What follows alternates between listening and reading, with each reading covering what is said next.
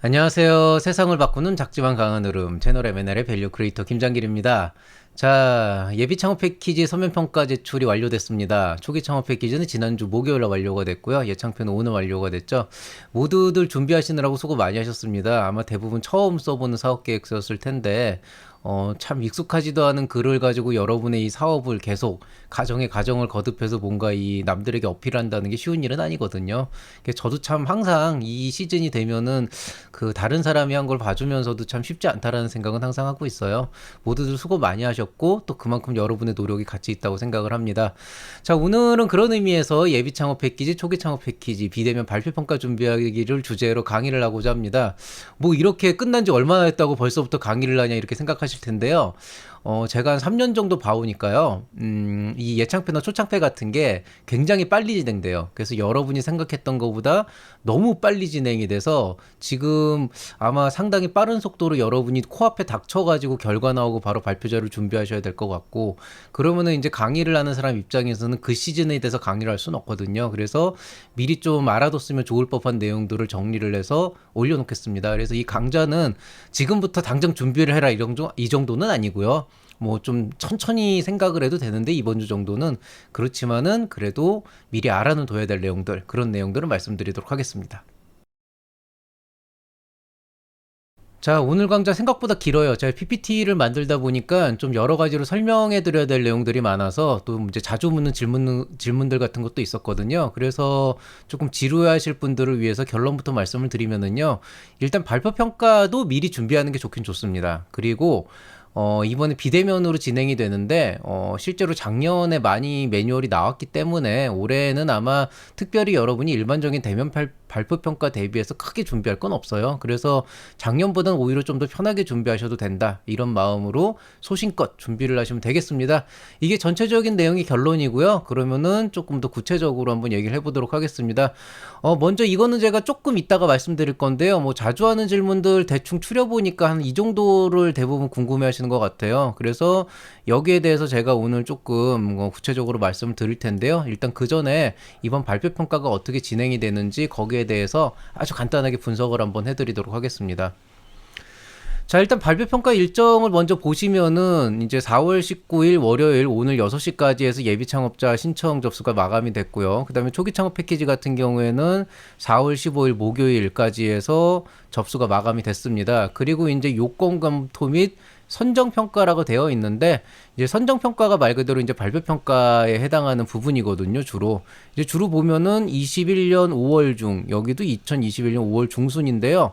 지금이 4월 중순이 좀 넘어갔어요. 근데 예비 창업 패키지는 아마 제 생각에는 빠르면 이번 주말, 늦으면 다음 주 중에 아마 그 선정평가, 선정평가가 진행이 될 거고, 그게 끝나고 뭐 알려주고 하면은 발표평가가 아마 다음 주 정도면 굉장히 빨리 이제 나오게 되는 편인데요. 근데 보시면 알겠지만 선정평가 완료예요, 이게 지금. 발표 평가를 포함한 걸 얘기하거든요. 그렇기 때문에 얘도 지금 보면 기본적으로는 목표 자체가 5월 중순에는 어쨌든 선정자를 걸러내겠다 이런 목적이기 때문에 상당히 높은 확률로 발표 평가는 다음 주 혹은 그 다음 주 안에 앞으로 2, 3주 안에 게릴라처럼 뜰 거란 얘기예요. 그리고 일반적으로 발표 평가는 그렇게 친절하지가 않아요. 그러니까 무슨 얘기냐면은 언제쯤 발표해 주세요 그랬는데 저 그날 안 되는데요. 그럼 그냥 탈락이에요. 그렇기 때문에 여러분이 앞으로 2, 3주 정도는 그 여러분의 시간이나 일정 같은 걸 조금 유도리 있게 만들 수 있도록 좀 준비를 하셔야 되고요. 뭐 혹시라도 안 되게 된다 그러면은 그건 저한테 말씀하실 사항은 아니고 주관기관하고 얘기를 해가지고 좀 사정 얘기를 해서 어떻게든 좀 해보실 수 있도록 좀 고민을 하셔야 될 겁니다. 뭐 그리고 기본적으로 발표 평가는 대표자가 직접 발표하는 게 원칙이에요. 예, 그렇기 때문에 뭐 대표자가 없으면 어떡하냐 그러면은 그거 뭐 어떻게 해드릴 수 있는 사항은 아니고요. 어쨌든 지금 요런 상황으로 알고 계시면 되겠습니다. 발표 평가 방식 같은 경우에는 예창패는 아예 공시가 돼 있어요. 5분 발표에 15분 질의응답이라고 돼 있고 온라인 진행으로 돼 있는데, 이게 매년 똑같았던 거는 아니고 뭐 5분에 15분이었던 적도 있었고 뭐 10분 10분이었던 적도 있었고 뭐 주관기간 재량이 바뀐 적도 있었는데 뭐 7분 10분 이런 적도 있었고요. 근데 그거는 실제로 이제 그때그때 다르기 때문에 이번에는 5분 발표하고 15분 질의응답을 하겠다. 그러니까 발표하는 내용보다는 이제 질의응답에 좀 더 시간을 많이 쏟겠다라고 하는 건 건데 저는 굉장히 현명한 판단이었다라고 보는 게 어차피 이제 비대면으로 하는 경우에는 발표하는 거 내용 보는 것보다는 질의응답을 통해서 평가하는 게 더 좋은 부분은 있거든요. 그래서 그렇게 선정을 한 거라고 생각을 하고요. 초창패도 5분 발표에 15분 질의응답으로 알고는 있어요. 알고는 있는데 근데 이게 주간 기간마다 조금 다른지 사업 공고문에 명시가 안 돼 있거든요. 마찬가지로 온라인 진행인데 이 예창패랑 다르게 소창패는 조금 주간기관의 자유도를 좀 많이 주는 편이에요. 그래서 어떤 데는 아마 뭐 10분 10분 하는 데도 있고 약간 거기에 포함해가지고 좀 유도리 있게 하라고 별도로 공고문에는 말을 안 한 게 아닐까 이렇게 생각을 하고 있습니다. 실제로 작년에도 제 기억에 10분 10분 했던 기억이 나가지고요. 그래서 이 초창패 같은 경우는 아무래도 기업이 그동안 활동이었던 성과 보고나 이런 것까지 해야 되니까 그냥 아이디어만 얘기하는 예창패보다 훨씬 더 많은 내용이 발표에 들어가야 될 수도 있거든요.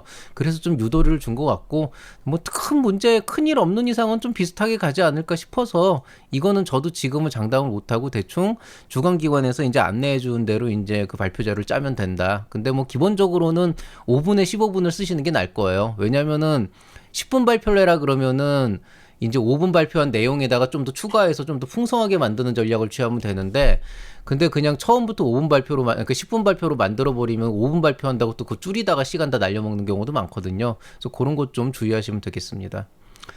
발표 평가 항목은 좀 재밌는데요. 지금 예비 창업 패키지 같은 경우에는 서류 평가 때랑 똑같아요. 근데 이건 어쩔 수밖에 없는 게 사실 어차피 예창패 같은 경우에는 아이디어를 기준으로 보통 우리가 평가를 하기 때문에 아니 뭐 성과가 없잖아요. 뭐 매출을 올린 것도 아니고 뭐 나는 뭐 시제품도 만들었고 뭐 특허도 냈고 했다라고 하는 것도 물론 좋은 어떤 그 플러스 알파적인 요소는 되지만은 사실은 결국에는 앞으로 해야 될 일에 대한 평가를 받는 게 많다 보니까 일반적 이거는 좀 중간 평가 때랑 서면 평가 때랑 똑같은 배점 기준을 가지고 있고 다만 이제 사업 계획서 그 공고문에 분명히 명시가 되어 있는데요.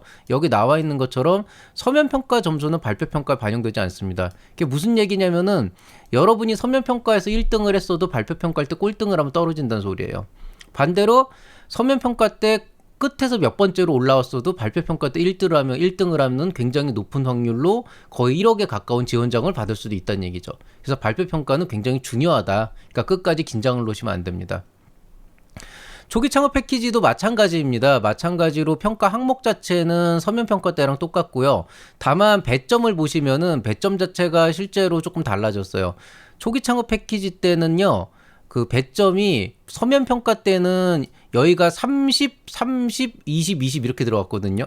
그런데 이번 그 초기 창업 패키지 발표 평가를 보면은 원래 문제인식이 30점이었는데 이걸 20점으로 줄이고 그 다음에 실현 가능성에 35, 성장률에 25 이렇게 5점씩 더해가지고 비중을 조금 더 줬다는 얘기죠. 즉 항목은 똑같아도 실현 가능성과 성장 전략의 어떤 타당성을 더 중요하게 보겠다는 거기 때문에 실제로 여러분이 발표 평가 자료를 만들 때 이쪽을 조금 더 명확하게 인지를 시켜드리고요. 오히려 문제인식 쪽은 조금 더 공감이 갈 수 있는 내용으로 짧고 강렬하고 간결하게 팍 하고 때려주는 그런 전략을 좀 취해 주셔야 됩니다. 실제로 문제인식 파트는 여러분이 아주 간단한 사진 하나만 임팩트 있게 넣는 것만으로도 그 듣는 청중의 어떤 그 시선을 확 끌 수 있는 부분이 있기 때문에 좀 전략적으로 그걸 많이 고민해야 될 필요는 있어요. 어쨌든 배점이 달라졌다는 거 서면 평가 때랑 그다음에 마찬가지로 이것도 발표 평가에서 서면 평가 점수가 반영되진 않기 때문에 뭐 여러분이 서면 평가 점수를 알 리는 없지만 설사 서면 평가 때 높은 점수를 받았다 그래도 그건 발표 평가에서 아무짝에도 쓸모가 없다는 거예요. 그러니까 여러분이 사업 계획서 나 정말 잘 썼고 멋있게 썼으니까 뭐 점수 잘 받겠지 이렇게 생각하시면 안 되고 발표 평가는 또 발표 평가답게 준비를 잘 하셔야 된다. 이렇게 알고 계시면 되겠습니다.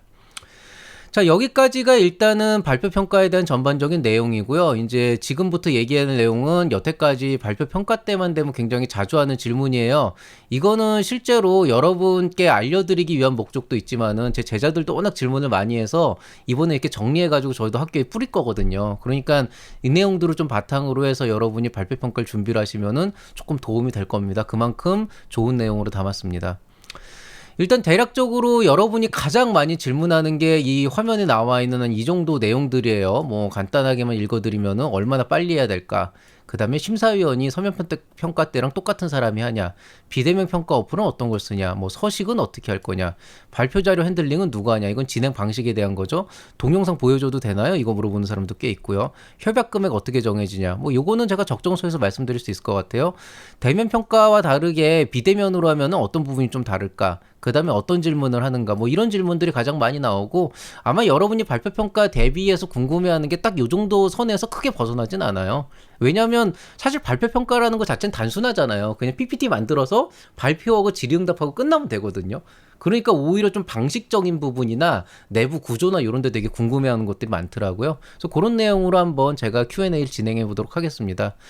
자, 일단 첫 번째인데 얼마나 미리 준비해야 될까라고 얘기하는데, 이제 빠를수록 좋기는 해요. 그러니까 사실 저는 제 제자들한테는 오늘부터 준비해라, 되건 안 되건 선정이 됐다라고 가정을 하고 준비를 하다가 안 되면 할 수 없는 거고, 되면은 거기서 빨리 보완을 해야 되고 연습이라도 한번 더 해야 된다, 이렇게 얘기를 하는데, 사실 뭐 5분 발표나 10분 발표나 비슷해요. 어차피 여러분이 사업계획서를 적으면서 그 안에 대략적인 플로우나 자료들은 다 찾아놓은 상태고, 그것들에다가 여러분이 갖고 있는 어펜딕스 뭐 조금 부수적인 설명 자료를 더 붙인다고 하더라도 10분짜리 발표 자료 만드는데 사실 빨리 만들면 1시간이면 만들거든요. 그리고 조금 천천히 만들어도 하루면 만들기 때문에 실제 뭐 PPT를 제작하는 시간이 부족하진 않을 거예요. 근데 이게 뭐가 문제가 되냐면은 이런 거예요. 그러니까 예를 들어서 초기 창업 패키지가 제가 알기로는 이번 주 목금 정도면 웬만한 서면 평가는 끝나는 걸로 알고 있어요. 서면 평가가 그 정도쯤에 끝난다라고 하면은 이제 심사위원들이 와서 서면 평가를 하고 끝나게 되면은 이제 그 다음에 이제 취합을 해서 여러분한테 이제 공지를 하거든요. 공지가 보통 2일, 3일 정도 걸리면은 이번 주에 서면 평가가 끝났다 그랬을 때 다음 주 초나 아니면은 다음 주 중순쯤에 정리가 돼가지고 이제 서면 평가 통과했으니까 대면 평가에 와주세요라고 얘기를 할 거라며요. 발표 평가에 와달라고. 그럼 보통 어떻게 나가면은요, 이게 주간기간마다 조금 차이는 있는데 가장 극악의 케이스가 한 일주일 남겨놓고 다음 주 수요일에 뭐 예를 들어서 오늘이 월요일이니까 다음 주 월요일 몇 시에 발표평가 진행합니다라고 해놓고서는 그 전날에 리허설 있으니까 리허설 참석하세요라고 하고 발표 자료는 3일 전에 미리 보내주세요 그래가지고 한 수요일쯤 보내달라 그런단 말이에요. 이게 문제가 돼요. 그러니까 자료를 미리 제출해야 된다고. 그러니까 어떤 문제가 생기냐면은 실제로 그런 경우 되게 많아요. 저한테 발표평가 이거 연습 한번 해보고 싶다고 멘토링 오는 친구들 있거든요, 학교에서. 그러면 그 친구들 당연히 해주는데 이렇게 딱 발표 자료 얘기한 다음에 야 이거 여기 좀 고쳐야 될 것 같은데 이게 조금 임팩트가 약하다 얘기하면은 이미 냈는데요. 이게 미치는 거죠. 그러니까 이렇게 생각하면 돼요. 준비가 많이 되면 돼 있을수록 수정할 수 있는 여진 많아지거든요. 그러니까 만약에 통보가 되기 전에 저쪽에서 공지가 나오기 전에 미리 여러분이 발표 자료를 준비해가지고 그걸 가지고 어느 정도 좀 연습도 해보고 핸들링도 해보고 이게 제대로 전달이 되는가 안 되는가 이런 것도 좀 한번 직접 읽어보면서 연습도 해보고 녹화도 해보고 해보면은 굉장히 거기에서 얻을 수 있는 게 되게 많은데, 문제는 아마 거의 높은 확률로 오늘 만약에 선정평가 결과 통보가 나왔다 그러면은 3일 안에 발표 자료 내려고 오는 경우 되게 많아요. 청창사도 실제로 그랬었거든요. 그러면은 3일 동안 여러분 진짜 머릿속에서 PPT만 계획해서 급하게 내야 되고, 나중에 발표할 때 발표 연습하기 한 3일 남아있으니까 3일 동안 후다닥 해서 내고 3일 동안 연습해야지. 그런데 연습하려고 그러면 발표 자료에 이제 이상하게 들어가 있는 거죠. 안 보이던 오타가 보이고 넣었어야 되는 내용들이 안 나오고 순서를 좀 뒤바꿔야 되는데 그것도 못하고. 그래서 일단 제출한 건 수정이 거의 안 되거든요. 그래서 기본적으로 미리 제출해야 되는 경우가 꽤 있어요. 특히나 이제 비대면이 그게 있었어요. 비대면은 리허설까지 해야 되니까 그걸 다 하거든요. 왜냐면 현장에서 시스템이 뭐가 잘못돼가지고 안 되면은 막 니 탓이네 내 탓이 이런 문제가 있으니까 항상 리허설을 전날이나 전전날 한단 말이에요. 그래서 이 PPT는 생각보다는 좀 미리 만드는 게 좋아요. 그냥 결과 나올 때까지 기다렸다가 될지 안 될지 모르니까 기다렸다가 그때 가서 만들기 시작하면은 아까 얘기했던 그 테크트리를 타면서 시간에 쫓긴다고요. 분명히 제가 장담하는데 아마 발표 자료 만드실 때쯤에 이게 선정 결과 통보 나오고 그때부터 발표 자료 어떻게 만들어야지 검색하다가 여기 들어와서 제가 지금 하는 이 얘기 듣고 후회하는 분들 꽤 있을 거예요. 그래서 미리 일단은 조금 준비를 해놓고, 만약에 아무리 그래도 조금 지금 너무 바쁘고 언노운이 많아가지고 당장 준비하기 좀 그렇다 그러면은 적어도 마음의 준비는 하고 있어야 돼요. 언제 터질지 모르기 때문에 앞으로 일주일 안에 분명히 한번 있다가 바로 그냥 스타트 딱 시작하는 시점 있는 그때부터 후두둑 해야 되기 때문에 적어도 여러분이 일을 하는 과정이나 지금 프로세스 진행하는 과정에서 하루 정도의 여유는 갖다 놓고 마음의 준비를 하고 있다가 딱 얘기 나오자마자 바로 자료 준비해가지고 머릿속에서 계속 생각은 할 수 있잖아요. 뭐 요런 순서로 해야지, 요렇게 해야지, 요렇게 구성 따야지. 그런 것만 좀 머릿속에서 어느 정도 콘티만 짜놔도 발표 자료 생각보다 빨리 만들거든요. 그러면 빨리 만들어서 연습이라도 한번 읽어보면서 연습이라도 한번 해보면서 고치고 가야 되는데 그 마음의 준비조차 안 되고 일단 몰라 오늘 일단 쉬고 나 내일부터 생각할래 그러면은 내일이 모레 되고 글피 되면은 시간이 많아 보이지만은 정작 이제 막판에 또 몰아가지고 할 것도 제대로 못하고 간다고요. 사실 서면평가 들어가면 일단 2배수까지 뽑히기 때문에 경쟁률 이번에 저는 한 7대1, 8대1 정도 보거든요. 10대1까지는 안 갈 것 같고. 그러면은 한 7대1 정도면은 그래도 여러분이 상위 20% 안에는 넉넉하게 들어간다는, 한 15% 안에는 들어간다는 얘기인데 거기까지 들어가 놓고 나서, 아니구나.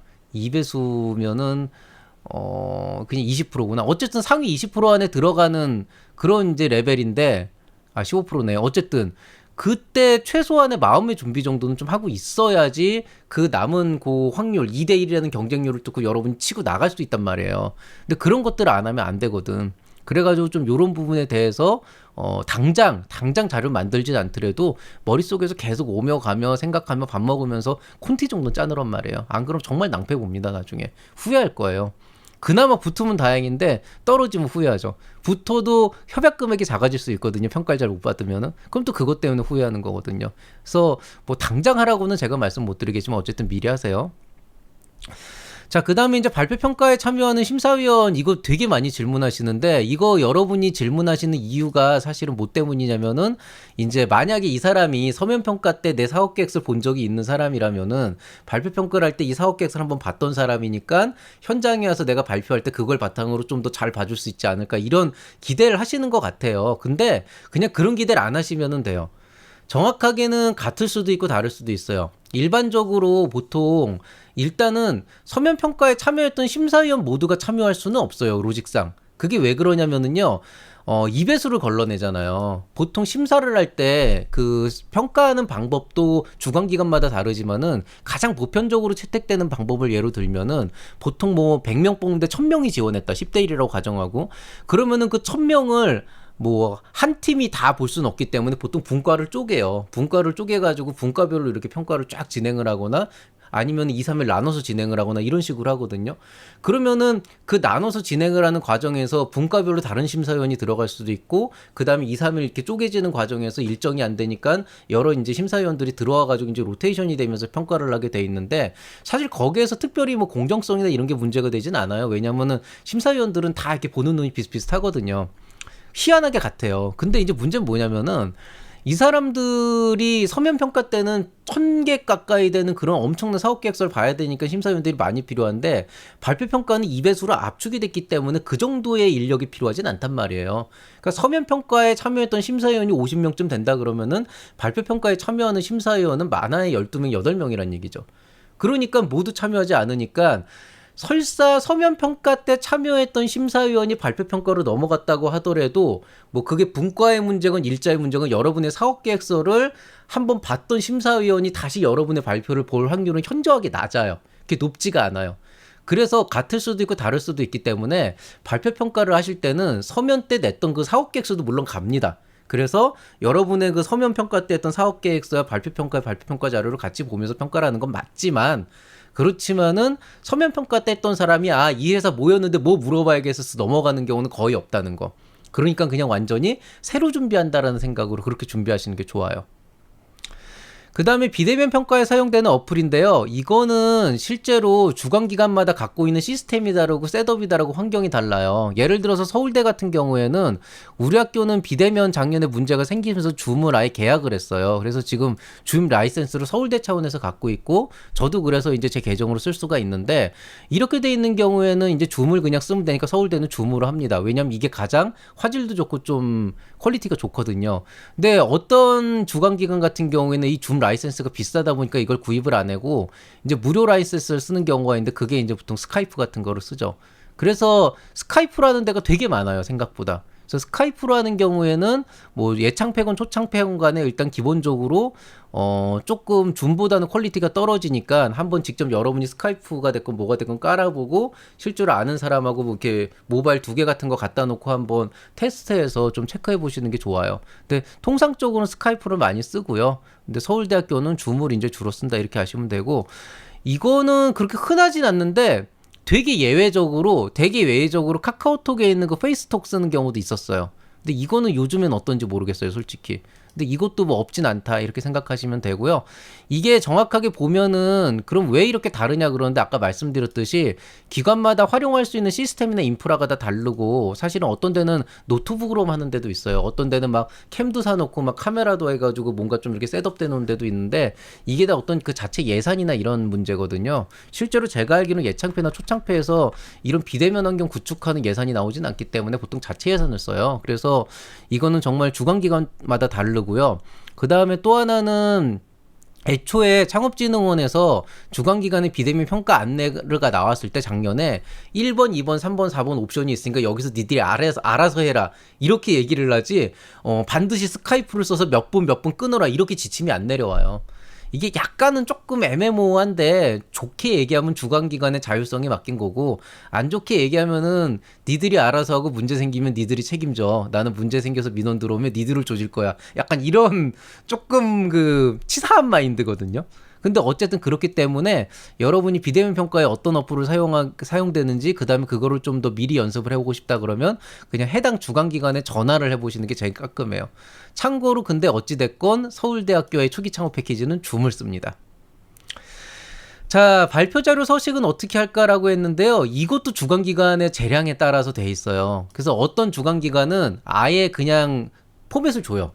근데 그 포맷이 어떻게 돼 있냐면, 보통 뭐 문제인식, 뭐 필요성, 그 다음에 뭐 무슨 뭐 사업화 계획 이런 식으로 해서 사업 계획서에 썼던 그 포맷을 그대로 페이지에 맞춰가지고 딱 그것만 내고 어펜딕스 없다 이런 데도 있어요. 그러니까 아예 깔끔하게 부연 설명 없이 발표는 깔끔하게 하고 나머지는 질의응답으로 돌리겠다는 거 확고한 의지를 보내주는 데도 있고, 어떤 데는 그냥 뭐 자율서식 하세요. 뭐 하고 싶은 대로 마음대로 하시고 질의응답도 우리가 마음대로 할 겁니다. 그런 데도 있어요. 그래서 이것도 만약에 발표 자료를 좀 미리 준비해야 된다 그러면은, 지금 이거에 대한 지침은 이미 나와 있거든요. 주관기관마다 이거에 대한 폴리시는 나와 있고, 지금 남아있는 거는 말 그대로 평가, 심사위원들을 모셔놓고 평가를 해서 합산을 하는 작업만 남아있어요. 그렇기 때문에 요거는 만약에 여러분이 어떤 기관에 지원을 했다 그러면은 뭐 내일이라도 전화해가지고 이거 발표 자료 미리 준비하려고 그러는데 서식이나 이런 거 어떻게 되고 프로그램 어떤 거 쓰고 그런 거 물어볼 수 있거든요. 그래서 그런 것들은 주관기관에 따라서 정말 달라요. 그래서 좀 거기에 대해서 생각하시고요. 서울대학교는 제가 알기로는 자유서식이었는데 최근에 바뀌었는지 모르겠네요. 아시다시피 제가 유튜브 시작하면서 약간 그 형평성의 문제 때문에 그 발표 평가는 서면 평가는 이제 빠진다고 했거든요. 그래서 아예 참석을 안 하고 저는 주로 이제 들어오신 분들에 대한 멘토링이나 중간 평가 같은 걸 많이 해요. 그래서 지금은 어떻게 되는지 모르겠는데, 아마 제 기억이 틀림없다면은 발표 평가 자료는 그냥 자유서식으로 하는 걸로 알고 있습니다. 근데 안 그런 데도 있어요, 분명히. 자, 근데 발표 자료는 누가 넘기냐? 요것도 주관기관에 따라서 달라요. 이게 왜 그러냐면, 스카이프가 되게 안 좋아요, 써보면은. 그게 애초에 그 화상 채팅으로 나온 거기 때문에 생각보다 이런 발표를 하거나 프리젠테이션을 하거나 회의를 할 때 그렇게까지 좋은 게 아니고, 그 다음에 줌도 실제로 써보면은 그 묘한 그 어떤 뭐라지 네트워크 그 렉이 걸리고 이래가지고 생각보다 그렇게 편하진 않거든요. 그래서 웬만하면은 발표 자료는 본인이 직접 컨트롤해서 화면 공유를 하게끔도 해주는데, 어떤 데는 오히려 발표 자료까지 저쪽에서 컨트롤하면 이렇게 음성 파일 넘어오는 것도 바빠 죽겠는데, 저쪽에서 그 영상 자료까지 넘어오게 되면 막 렉이 걸리거든요. 그래가지고 통상적으로는 주관기관에서 직접 넘겨주는 경우도 되게 많아요, 비대면 할 때는. 그래서 그것도 역시 참 이렇게 좀 성의 없이 얘기하는 게 죄송하지만, 이것도 역시 주관기관에 미리 확인하고 예행 연습을 해봐야 돼요. 그래서 제가 앞에서 얘기했던 그 세 가지 질문들, 그러니까 어떤 어플을 사용하고 어떤 서식을 쓰고 발표 자료는 누가 핸들링하냐, 이게 주관기관마다 다르니까 이것도 다 미리 확인을 해서 물어보는 게 제일 깔끔해요. 예, 여기다 물어봐도 도움이 안 된다는 거예요. 그다음에 이제 제가 발표하는 도중에 동영상을 보여줄 수 있냐. 이것도 어떤 주관기관은 못하게 한 데가 있어요. 왜냐하면 얘기했듯이 줌이나 스카이프를 써도 네트워크 상태에 따라서 동영상이 막 끊겨오거나 되게 엉망으로 오는 경우가 많아가지고 어떤 주관기관은 아예 동영상 못 틀게 한 적도 있어요. 그래서 이것도 주관기관의 재량이에요. 이게 참 제가 이렇게 얘기하니까 조금 죄송한데 근데 실제로 어떤 주관기관은 그것 때문에 이제 이런 질문들 많이 오면 아예 그냥 공시로 메일을 보내더라고요. 근데 통상적으로는 거의 대부분 요새 가능한 걸로 알고 있고요. 통상적으로는 가능한데 제 개인적으로는 저는 좀 추천하지 않는 편입니다. 왜냐하면은 하는 것 자체가 도움이 될 수도 있는데 이제 여러분이 어떤 서비스를 좀 제대로 보여주고 싶어서 보여주는 건 좋아요. 좋은데 일반적으로 저는 동영상 같은 거를 별로 안 좋아하는 게 이 동영상이라고 하는 게 한 10초, 20초 정도면 잠깐 짧게 보고 끝날 수도 있는데 한 30초 정도만 되고 되게 지루해지거든요. 30초면 5분이란 발표에서 거의 한 10% 정도 차지한다고요. 그러면은 그 30초 동안 심사위원들은 그냥 그 끝없는 정적 상태에서 화면만 계속 마냥 보고 있어야 되는데 그게 그렇게 매력적이지가 않아요. 오히려 좀 답답하기도 하고 뭔가 그래가지고 여러분도 아마 실제로 틀어보면서 발표하면서 틀어보면은 야 이건 아니구나 이런 경우가 꽤 있거든요.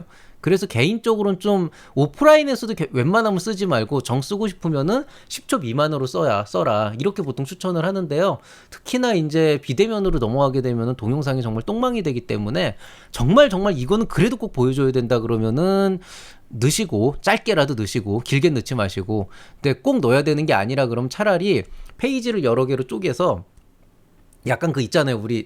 우리라고 하긴 좀 그런데 저 어렸을 때 그 책 옆에다 만화 그려가지고 이렇게 또르르륵 넘기면 이렇게 막 움직이는 것처럼 나오는 그거 있거든요. 그런 식으로 페이지를 좀 여러 개 만들어서 이렇게 계속 넘기면서 보여주는 게 더 나을 수도 있어요. 그래서 요거는 저는 개인적으로 좀 비추다 이렇게 말씀드리고 싶습니다.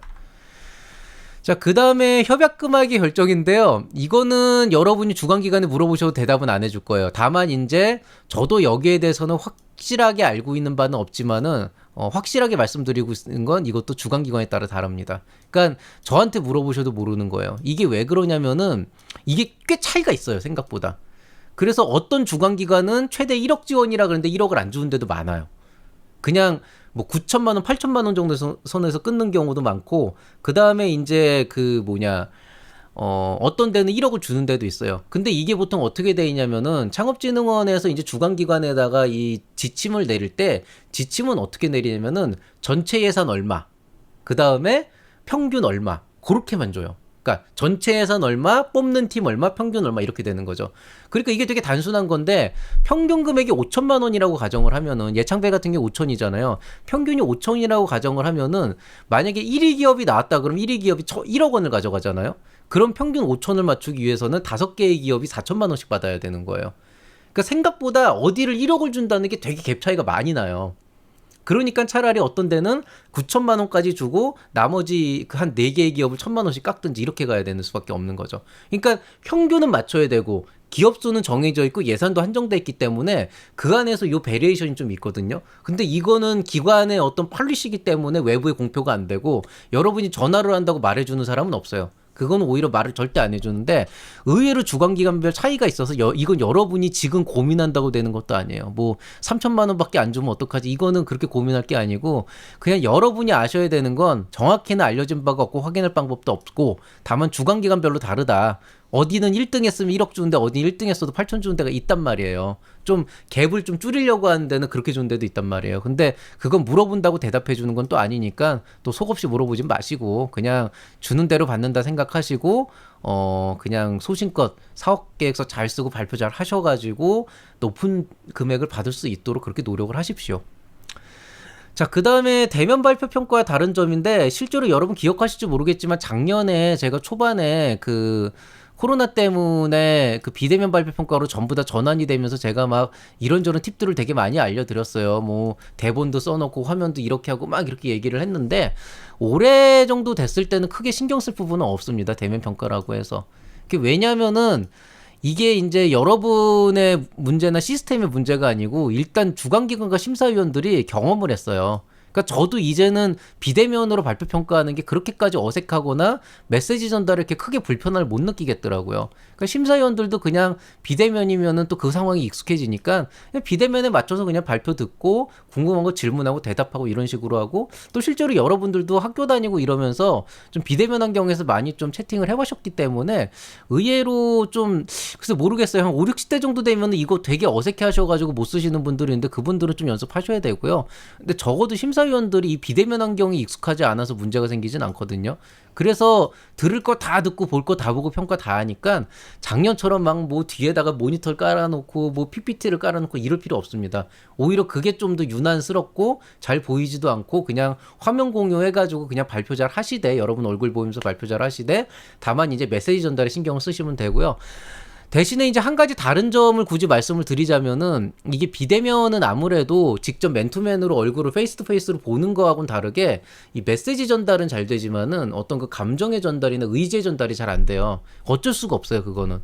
그래서 통상적으로 사업계획서라고 하는 게 발표 평가로 넘어갔을 때 되게 팩트만 전달이 되는 경향이 있고, 여러분의 강한 의지나 어떤 그런 막 열정 이런 거는 보통 전달이 안 되거든요.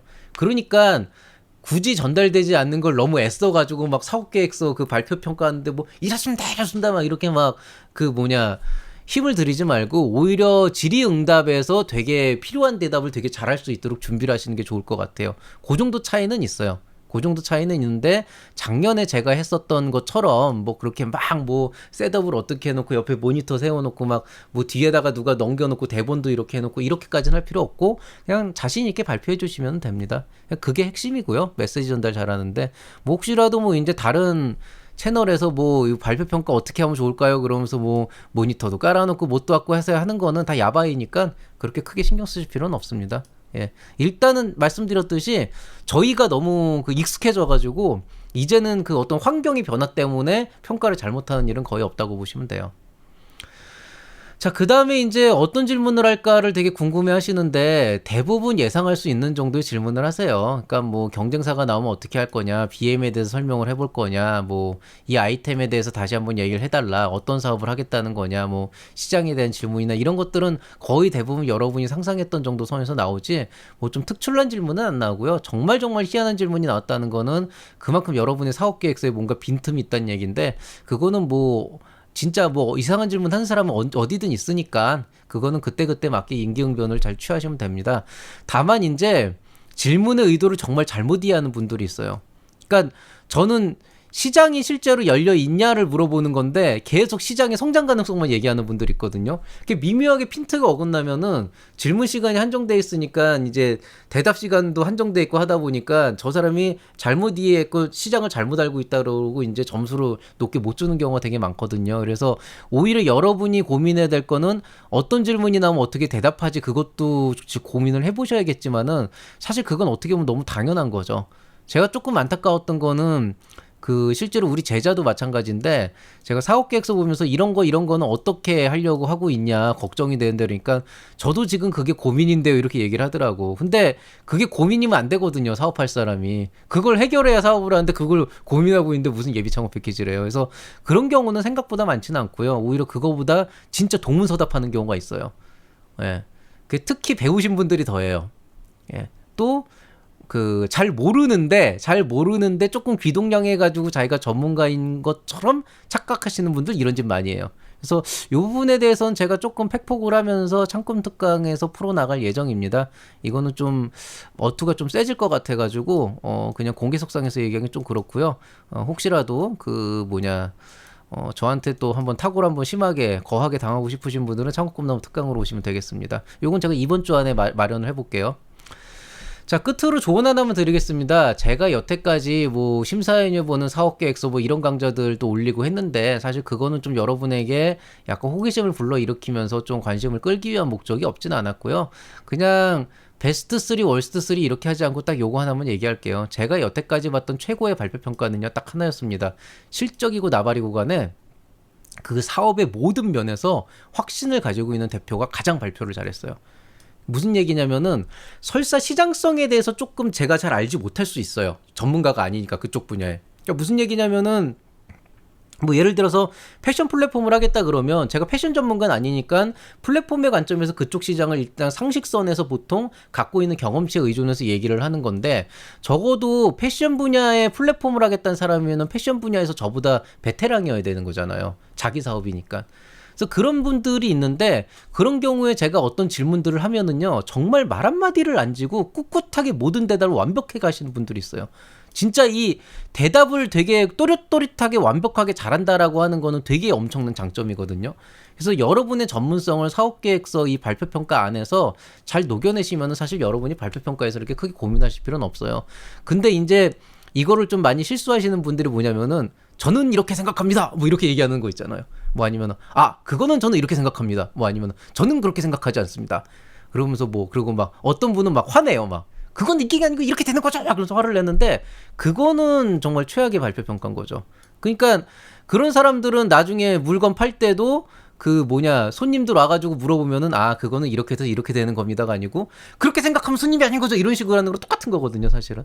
그래서 그런 의미로 말씀드리는 게 아니고, 정말 딱 들어보면은 그 말을 하는 한마디 한마디에 어떤 시장과 어떤 그 사업에 대한 본인의 소신이 있는 게 있어요. 뭐 일단 한번 잡숴보세요 이게 아니고, 정말 본인이 아 그 부분에 대해서는 제가 이런 쪽에서 많이 알아봤는데 실제로 이런 요소들을 하고 있는 사람인데 그 사람들이 이런 걸 요구를 합니다, 그래서 하려고 합니다 라고 얘기하면 다들 그냥 아 그러고, 정말 저 사람은 발표를 잘하기, 그러니까 대답을 잘하고 그만큼 신념이 있기 때문에 이 사업이 조금이라도 이제 달라진다고 했을 때도 거기에 맞춰서 또 잘 이렇게 맞춰가지고 갈 거구나, 그런 어떤 신뢰를 줄 수가 있거든요.